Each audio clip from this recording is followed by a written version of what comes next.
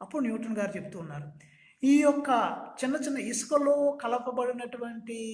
ఇనుప ముక్కలు ఏ విధంగా అయితే అయస్కాంత శక్తితో పైకి వచ్చాయో,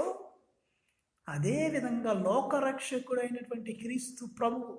బూరాధ్వనితో తన దూతల సమేతంగా వచ్చినప్పుడు సమాధులన్నీ తెరవబడి సమాధులలో ఉన్నటువంటి ఈ యొక్క మృతులు పునరుత్థానముతో అయస్కాంత శక్తితో ఇనప ముక్కలు వచ్చినట్లుగా క్రీస్తు ప్రభు యొక్క శక్తితో క్రీస్తు ప్రభు మరి మేఘారూపుడై వచ్చినప్పుడు, ఆయన దూతల సమేతంగా సర్వాధికారాన్ని పొందుకొని వచ్చినప్పుడు ఆ సమాధులు తెరవబడతాయి. క్రీస్తు ప్రభు చెంతకు వారందరూ తోడ్కొని మరి మార్పు చెందినటువంటి శరీరాలతో, పవిత్రమైన శరీరాలతో దేవుని చెంతకు వారు వెళతారు అని చెప్తున్నారు. I'm going to repeat it is